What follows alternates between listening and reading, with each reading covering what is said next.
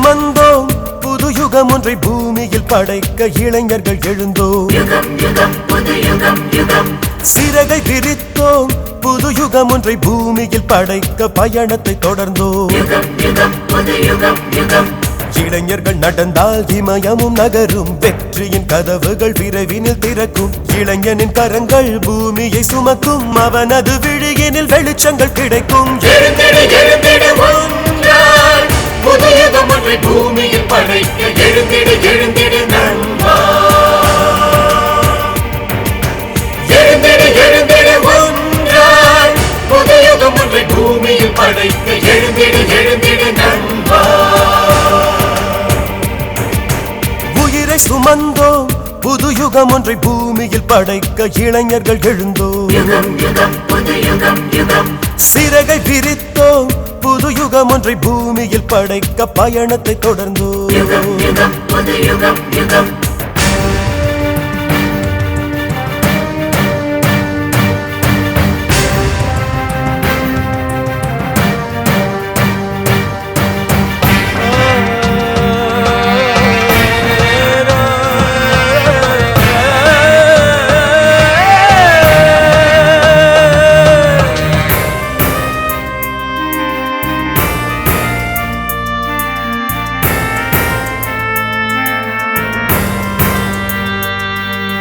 தண்ணீராக நீ இருந்தால் தவளைகள் தானே நீச்சலிடும்.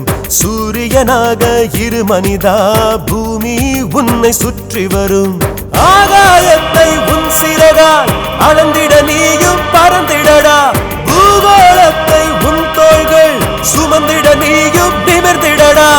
இளைஞரே இளைஞரே புது யுகமே, இனி இந்த பூமியின் புது சரித்திரம் நீ. யுகம் யுகம் புது யுகம் யுகம்.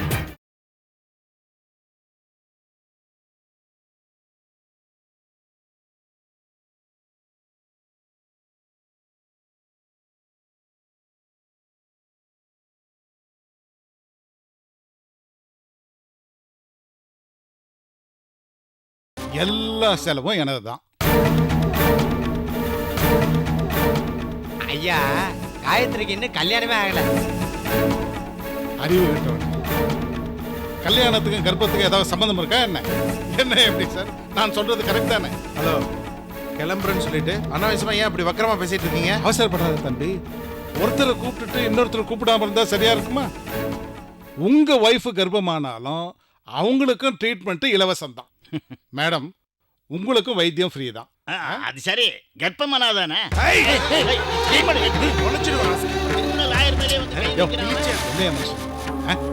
பக்கத்துல கொண்டாடி இருக்கும்போது இப்படியா பேசுறது? நாகரிகம் கொஞ்சம் கூட இல்லையே. தம்பி, மறக்காம நான் சொன்னதை கொஞ்சம் ஞாபகம் வச்சுக்கோங்க. வாங்க போலாம், வாங்க.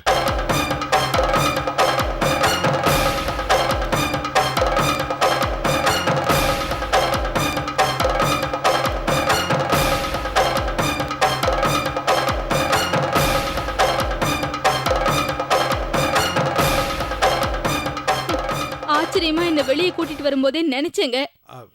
சாந்தி, ஏதோ பேசிட்டு போறான், நீ இதை மனசுல வச்சுக்கத. வா போலாம். மனசுலயே வச்சுக்க மாட்டேன், மறக்கவும் மாட்டேன். ஆனா ஒண்ணு, எப்ப வந்தாலும் காயத்ரியோட தான் வருவீங்கன்னு அந்த ஆள் சொன்னால, அதை மட்டும் மறக்கவே மாட்டேங்க, மறக்கவே மாட்டேன். சாந்தி,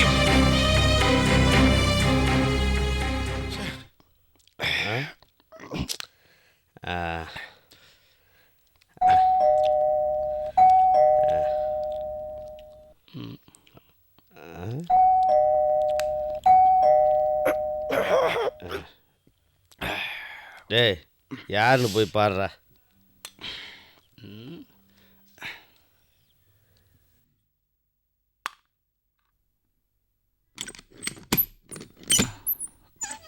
யார் வேணும்? ரங்கா இருக்கானா? வாங்க வாங்க, ரங்கம் உள்ளதான் இருக்காரு. வாங்க வாங்க வாங்க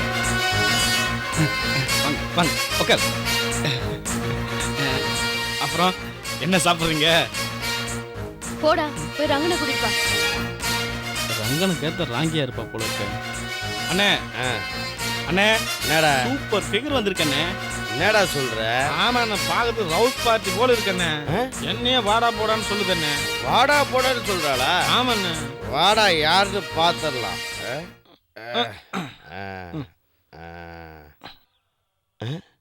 என்னம்மா எதுக்கு வந்திருக்கிற? பத்திரத்தை பாரு. என்னது? படிச்சு பாரு.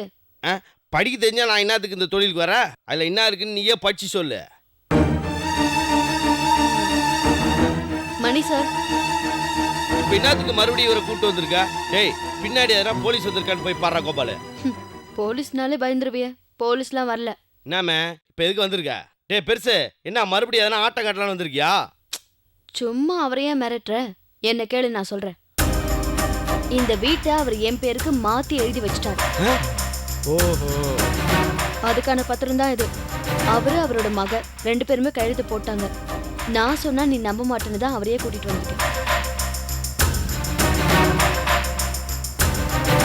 நீ கொடுக்க வேண்டிய 50,000 தான் நான் இவர்கிட்ட கொடுத்து என் பேர்ல பத்திரத்தை வாங்கியிருக்கேன். அதனால நீ கொடுக்க வேண்டிய 50,000 என்கிட்ட கொடு. இதோ பாரு ரங்கண்ணே, நீ ஸ்டேஷன் போயிட்டு வந்த கதை தெரிஞ்சுமே உன்னாண்ட இவ்வளவு தைரியமா பேசுதுன்னா எனக்கு கொஞ்சம் பயமா இருக்கண்ணே. எதுக்கு நீங்க பார்த்து டீல் பண்ணுங்க அப்படின்ற. ஆமா.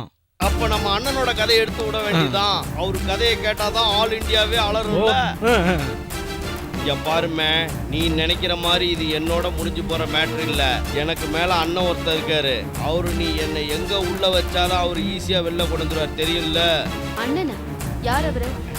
அருமை மிகு அண்ணன் செயலரசு செல்வமூர்த்தி தான் எங்க அண்ணன். இந்த அரசியல்வாதி செல்வமூர்த்தி அவர் உங்க அண்ணனா? அனாவசியமா எங்களை பகைச்சிக்காத. எங்களை அனுசரிச்சு போனேன்னா உனக்கு தான் நல்லது. ஏன் என்ன பண்ணுவார் உங்க அண்ணன்? என்ன பண்ணுவாருன்னா கேட்ட சாம்பிளுக்கு ஒன்று சொல்றேன் கேட்டுக்க. எங்க பெருமை மிகு அருமை என்ன செயலரசு செல்வமூர்த்தியும் இந்த ரவுஸ் பார்ட்டி ரவுடி ரங்கனும் சேர்ந்து இந்த சென்னை மாநகரத்துல கிட்டத்தட்ட 60 வீடுகளை வளைச்சு போட்டு வச்சிருக்கோம். அதோட மொத்த மதிப்பு எவ்வளவு தெரியுமா? 10 கோடி ரூபாய் இருக்கும். டாலர்ல கூட சொல்லலாம். டாலர்ல சொன்னா எவ்வளோடா வரும்? ஒரு ஐயப்பன் டாலர் 2 ரூபாய். 10 2ஆல் வகுத்தா 5 கோடி டாலர் வரும் ரங்கண்ணே. கஸ்மாலா உன்ன போய் கேட்டேன் பாரு. சரி நேரடியா நான் மேட்ருக்கு வரேன். இங்க பாருமா, இந்த 60 வீடுகள்ல பல சினிமா நடிகர்கள், பல விஐபிகள், பல இன்ஜினியர்கள் இருக்காங்க. ஏன் இன்னும் நிறைய பெரிய பெரிய ஆளுங்க இருக்காங்க. எங்களை ஒன்னும் அடிச்சுக்க முடியாதாமா. போலீஸு கோர்ட்டு கேஸ்னா அண்ணன் பார்த்துக்குவாரு. அடிதடி வெட்டு குத்து கொலைன்னா இந்த தம்பி பார்த்துக்குவான்.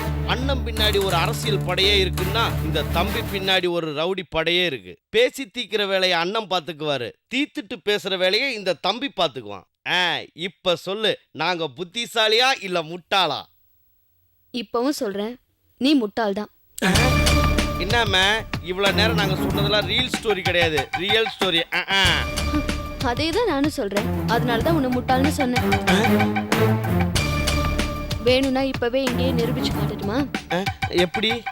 அடுத்த 10 நிமிஷத்துல இவருக்கு கொடுக்க வேண்டிய வாடகை பணம், கரண்ட் பில்லு எல்லாம் சேர்த்து 50,000 ரூபாய். அதோட இந்த பத்திரத்துல கையெழுத்து. எல்லாத்தையும் போட்டு கொடுத்துட்டு இந்த வீட்டை காலி பண்ணிட்டு போற பாரு. என்னடா சொல்றா? எப்படிரா நம்மள மீறி நம்ம துட்டை இவகிட்ட கொடுப்போம்? எப்படின்னு பாக்குறியா? அங்க பாரு தர்மா, இவங்க 2 பேரும் நல்லா ஃபோக்கஸ் பண்ணிக்கோங்க. ஏய் என்னடா பண்றாங்க? சீப்பு கொடுங்க ரங்கண்ணே. ஏய் சும்மாடா நீ வேற. தர்மா உள்ள வாங்க.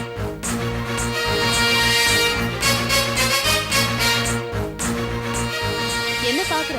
நீ இவ்வளவு நேரம் பேசிட்டு இருந்தியே, உன் பெருமை உங்க அண்ணன் பெருமை எல்லாம் ரெக்கார்ட் ஆயிடுச்சு. இது கொண்டு போய் போலீஸ் ஸ்டேஷன்ல காட்டினா, இல்ல கோர்ட்ல காட்டினா, இல்ல பப்ளிக்ல காட்டினாலே போதும். உன் நிலைமை என்னாகும் தெரியும்ல? அதுக்கு முன்னாடி உங்க எல்லாரையும் தீர்த்து கட்டி இங்கேயே குடிய தோண்டி புதைச்சிட்டா? கேமராவை பார்த்ததும் சினிமா வெள்ள மாதிரி பேசுற பத்தியா? இது என்ன சினிமா ஷூட்டிங்கா? Live recording. இன்னும் 15 நிமிஷத்துல 50,000 ரூபாய் பணமும் இந்த பத்திரத்துல கையெழுத்தும் போடலன்னா எங்க எம்டி அடுத்த 10 நிமிஷத்துல போலீஸோட வருவார். ரொம்ப யோசிக்காத, எனக்கு வேற நிறைய வேலை இருக்கு.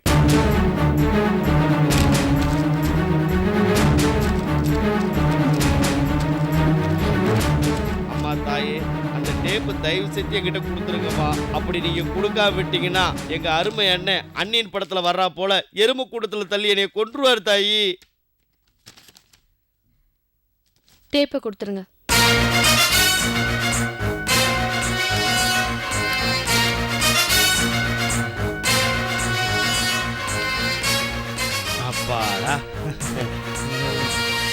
இன்னொரு விஷயத்துல நீ மாட்டாமையா போயிருவ. போட்டேன். வா, இவனுங்களால எவ்வளவு தொல்லை அனுபவிச்சேன். இந்தாங்க, சந்தோஷப்படுங்க. வீடு பணம் எல்லாம் கிடைச்சிருச்சுல்ல. ரொம்ப சந்தோஷமா. வாங்க போலாம்.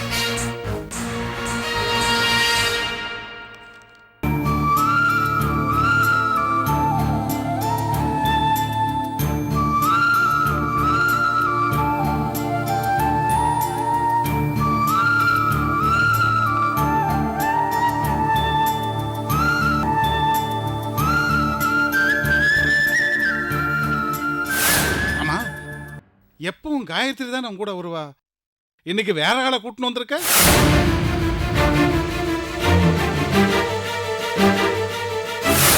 அவளோட முதல் பிரசவத்துக்கு ஒரு பேஷண்ட் தான் என் ஹாஸ்பிட்டலுக்கு வந்தேன். அவளுக்கு இலவசமாக ட்ரீட்மெண்ட் கொடுக்கறதுக்கு நான் ஏற்பாடு பண்றேன். மருந்து மாத்திரை உட்பட எல்லா செலவும் எனக்கு தான்.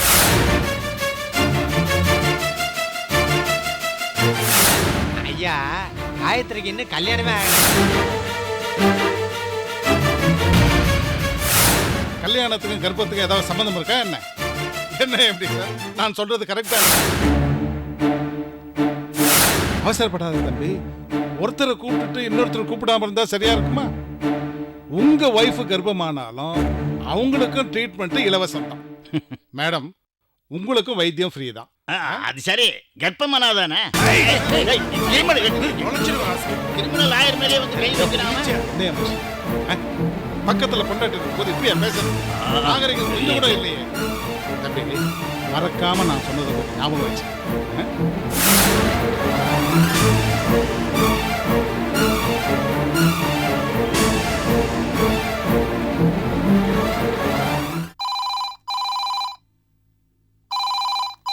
அடாடாடாடாடாடா, இந்த நேரத்தில் எந்த கடங்கார பையன் ஃபோன் பண்ணுறான்னு தெரியல.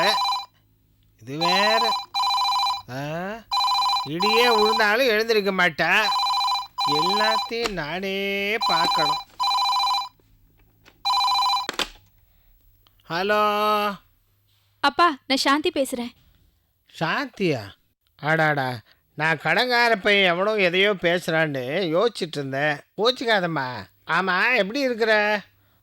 நானா நல்லா இல்லப்பா. என்னது, நல்லா இல்லையா? ஏம்மா, உடம்பு கிடம்பு சரியில்லையா? டாக்டர் பார்த்தியாம்மா? உடம்பெல்லாம் நல்லா தான் இருக்கு, மனசு தான் சரியில்லை. எவ்வளோ நேரமா ஃபோன் போட்டுட்டே இருக்கேன், ரிங்கு போயிட்டே இருக்கு, யாருமே எடுக்கல. என்ன விஷயம்? அதுவாம்மா, உடுமலைப்பேட்டையில உன் சித்தி இருக்கிறாள்ல, அவளோட ஒண்ணு விட்ட அக்கா பொண்ணு இருக்காள பரிமளா, அவன் கல்யாணத்துக்கு நிச்சயதாமல ஆச்சு. அதுக்காக போயிருந்தோம். இப்பதான் வந்து சமைச்சு சாப்பிட்டோம். அசதியா இருக்கேன்னு படுத்து தூங்கணும். என்னடி பேசிக்கிட்டு இருக்க? பேசிக்கிட்டு தான் இருக்கீங்க. பேசலன்னு யார் இப்ப சொன்னா? ஒன்றும் இல்லைம்மா, உங்க அம்மாவை திட்டிக்கிட்டு இருக்க. மணி அடிச்சுட்டு இருக்கும்போது எடுக்காம இப்போ நான் உங்ககிட்ட பேசிக்கிட்டு இருக்கேன் பாரு, அதான் குடுக்குடுன்னு கேட்குறான். அது ஓட்டம். ஆமாம், மனசு சரியில்லைன்னு சொன்னியே, என்னம்மா விஷயம்? மாப்பிள்ளை ஏதாவது திட்டினாரா? அதெல்லாம் ஒன்றும் இல்லை. நீங்களும் அம்மாவும் கிளம்பி உடனே சென்னைக்கு வாங்க. உடனே வாங்கன்னா இந்த ராத்திரியா? ஆமா, இப்பவே கிளம்பி வாங்க. இங்க ஏகப்பட்ட வேலை இருக்குதேம்மா, அதெல்லாம் விட்டுட்டு. அங்க ஒரு வேலையும் உங்களுக்கு கிடையாதுன்னு எனக்கு நல்லா தெரியும். அதுக்கு ஆளு போட்டிருக்கீங்க, அதுவும் எனக்கு நல்லா தெரியும். நீங்க உடனே கிளம்பி வரீங்க. முதல்ல அம்மா கிட்ட போன கொடுங்க. சரி சரி, இந்தாடி உன் பொண்ணு உடனே கிளம்பி வர சொல்லி போன் பண்ற. சாந்தி, என்னம்மா? ஒரு 6 மாசம் இங்க தங்கி இருக்கிற மாதிரி உடனே கிளம்பி வாங்கம்மா. 6 மாசமா? ஆமாம்மா, அதுக்கு மேல ஆகுமே தவிர கம்மி ஆகாது. நாளைக்கு நீங்க சென்னையில என் வீட்டுல இருக்கணும், அவ்வளவுதான் சொல்லிட்டேன்.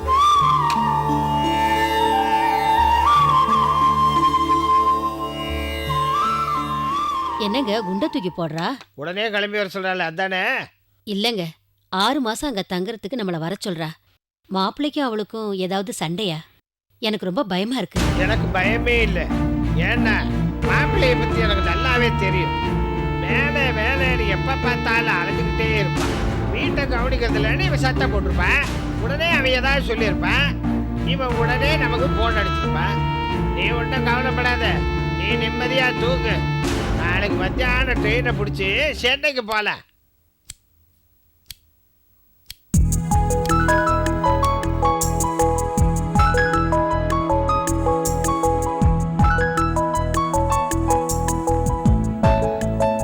Happy birthday Selva.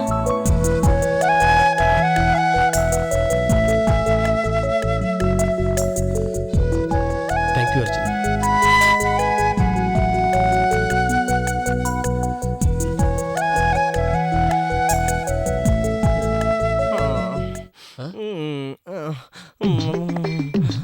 ஐஸ்வர்யா,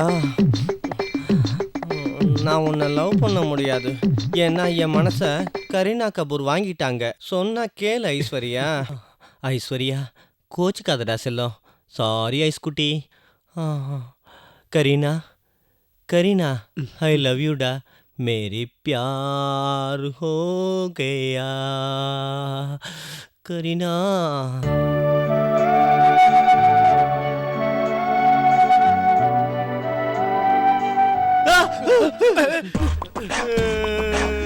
ஏன் ஐஸ்வர்யா என்ன உள்ளூர்ல ஐஸ் விற்கிறவளே கரெக்ட் பண்ண முடியல, உலக அன்னைக்கு ஐஸ்வர்யா கரெக்ட் பண்ண போயிட்டியா? நானே தூக்கம் வராம பிறந்து போன அடிச்சி படுறா. சாரி பிரதர், நீ தூங்குடா செல்லம். படுத்துக்க. படுறா. டேய், நீ இன்னும் தூங்கலையா? என்ன கேக்குற? நீ என்ன தூங்கல? எங்கடா தூக்கம் வருது? என் கனவுல வந்து ஐஸ்வர்யா ராய், கரீனா கபூர், ராணி முகர்ஜி மாறி மாறி வந்து தொல்லை பண்றாங்க. ஆமா, இந்த நேரத்துல என்னடா எழுதிட்டு இருக்க? டேய், இது அர்ச்சனா கொடுத்த ரோஸ் தானே? ஐயோ பத்திக்கிச்சு பத்திக்கிச்சு பத்திக்கிச்சு. லவ் தானே? நீ புடுங்கிறதுல தெரியுதுடா இது லவ் தானே. ஏன்னா இது ஆரம்ப ஸ்டேஜ். ஆமா, உன் மனக்கதவை வந்து டொக்கு டொக்குன்னு தட்டுவாளே, அப்புறம் என்ன டபார்னு திறந்து கபால்னு இழுத்து லிப்ட் லிப்பு கொடுத்து கரெக்ட் பண்ணிட வேண்டியதானே? லவ் பண்றதுக்கு முன்னாடி தான்டா யோசிக்கணும். ஆனா காதலிக்க ஆரம்பிச்சா யோசிக்க வேண்டிய அவசியமே இல்ல. சரி, நீ யோசிச்சுக்கிட்டே இரு. நான் என் கரீனா கபூர் கிட்ட போறேன். கரீனா,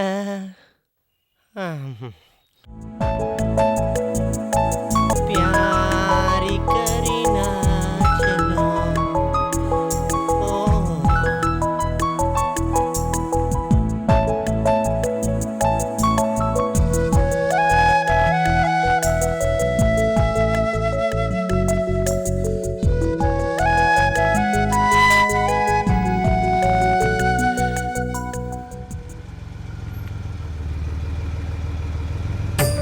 ஜோசியரே, கால் வர மாதிரி சத்தம் கேக்குது. என் தம்பி தான் வரான்னு நினைக்கிறேன். அவன் கால் வர மாதிரி சத்தமா சொல்லுங்க.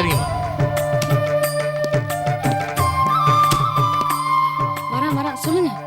இந்த கல்யாணம் மட்டும் சரியா நடந்துச்சுன்னாமா உங்க குடும்பம் ஓஹோன்னு இருக்கும்.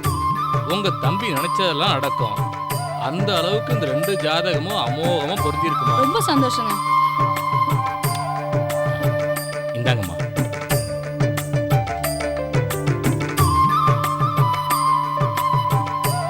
நான் வரேம்மா. வாங்க. சரிங்க.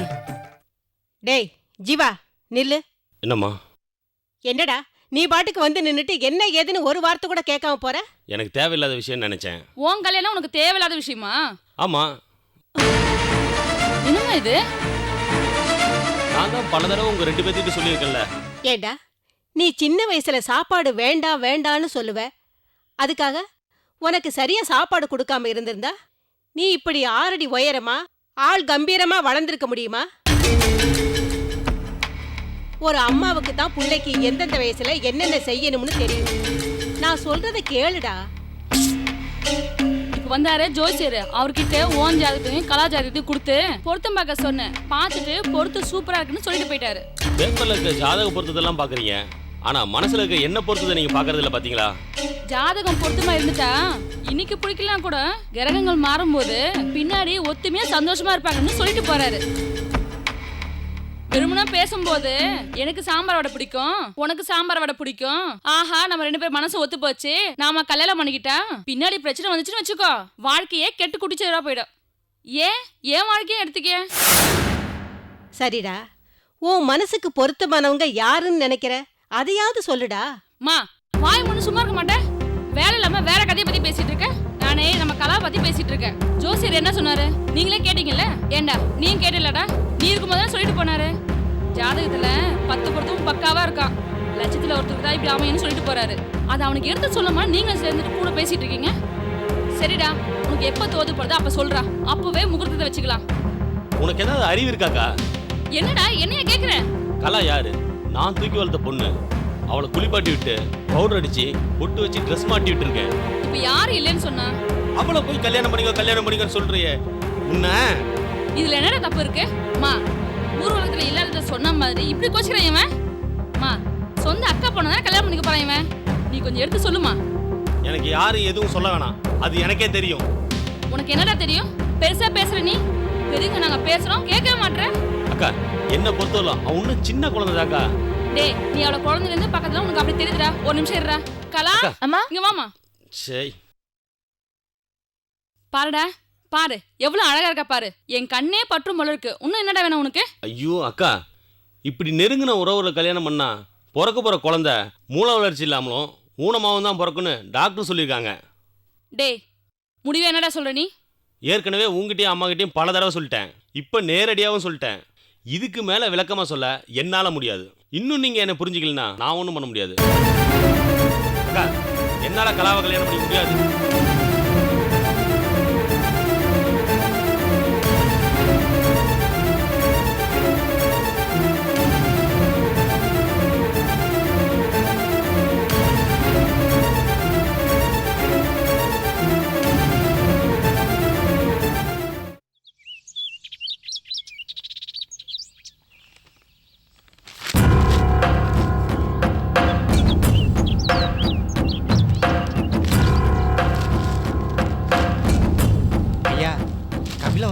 வணக்கம் ஐயா.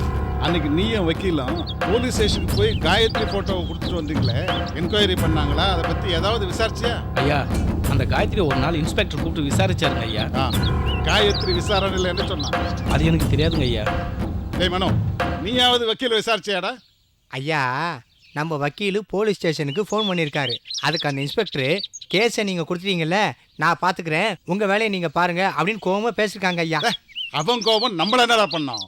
எனக்கு என்னவோ இந்த போலீஸ்காரனுங்க ஹெல்மெட் தலைவர்களை கண்டுபிடிப்பாங்கன்னு தோணலை. நாமே கண்டுபிடிக்க வேண்டியதுதான். ஐயா, அந்த ஹெல்மெட் தலையணங்களை அவசியமா கண்டுபிடிச்சவனுமா? ஏன் அப்படி கேட்குறேன்? ஐயா, அவனுக்கு வந்து உண்மையை சொல்லிட்டாங்கன்னா இவனு சேர்ந்து கம்பி என்னணும்ல, அதுக்கு ஃபீல் பண்ணுறான். டேய், அதெல்லாம் ஐயா யோசனை பண்ணாமல் செய்வாராடா? நாளைக்கு என்ன நடக்க போகுதுன்னு நீ இன்னைக்கு யோசனை பண்ற, ஆனா ஐயா இருக்காரு 4 நாளைக்கு வர பிரச்சனையை இப்ப யோசனை பண்ண ஆரம்பிச்சிருவாரு. அதாவது 4 ஜென்மம் கழிச்சு வர பிரச்சனைய ஐயா இன்னைக்கே யோசனை பண்ண ஆரம்பிச்சிருவாரு. சரிங்களா ஐயா? சொன்ன பிறகு ஏன் முறைக்கிறாரு? டேய், அன்னைக்கு காமிச்ச ஒரு பர்ஸ் எங்கடா இது? பிஞ்சி போச்சுங்க ஐயா, தைக்க கொடுத்துருக்கேன். டேய், நான் உன்னை கேட்கறேன், பேசாம அவனை கேட்கறேன். எங்கடா அந்த பர்ஸ்? ஐயா, அன்னைக்கு கொடுத்தேன் இல்லைங்க ஐயா, அதுக்கப்புறம் எதுவும் தெரியாதுங்க ஐயா. மனோ, உங்ககிட்ட இருக்காடா? என்கிட்ட எதுவும் இல்லைங்க ஐயா. டேய், ஒரு சமயம் அந்த வக்கீல் கொண்டு போயிருப்பானோ? ஐயோ, அவர்கிட்ட அது இல்லைங்க ஐயா. சத்தியமா சொல்றேன், அவர் கொண்டு போயிருக்க முடியாது. என்னடா சொல்ற? ஐயா, அந்த பர்ஸை நான் தான் நம்ம டிவி ட்ரால ரூம்குள்ள வச்சிருக்கிறேன். அமக்க இப்ப கேட்டா என்கிட்ட இல்லைன்னு சொன்னியாடா? இப்ப கூட என்கிட்ட இல்லைங்க ஐயா, அந்த டிவி ட்ராக்குள்ள தான் இருக்குது. அமக்க போடா, எடுத்துட்டு வாடா. சரிங்க ஐயா. ஒரு பிடி உஷா மாதிரி ஆகிட்டாரே ஐயா. பர்ஸுங்க ஐயா. அதுக்குள்ள என்ன இருக்கு? மூதாவி என்ன வச்சிருக்கான்னு தெரியலையே. ஒரு ஓட்ட கால்னா இருக்குங்க ஐயா. அதை கொண்டு போய் பிள்ளையார் கோயில் உண்டியில போடலாம். சரிங்க ஐயா.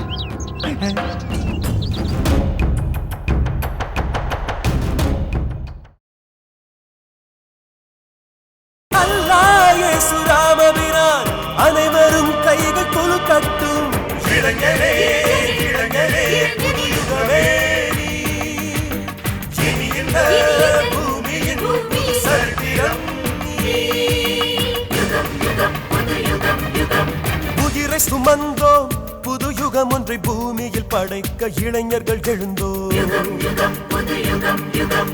சிறகை விரித்தோம், புது யுகம் ஒன்றை பூமியில் படைக்க பயணத்தை தொடர்ந்தோம். யுகம் யுகம் புது யுகம் யுகம். இளைஞர்கள் நடந்தால் இமயமும் நகரும், வெற்றியின் கதவுகள் விரைவினில் திறக்கும். இளைஞனின் கரங்கள் பூமியை சுமக்கும், அவனது விழியினில் வெளிச்சங்கள் கிடைக்கும். எழுந்திரு எழுந்திரு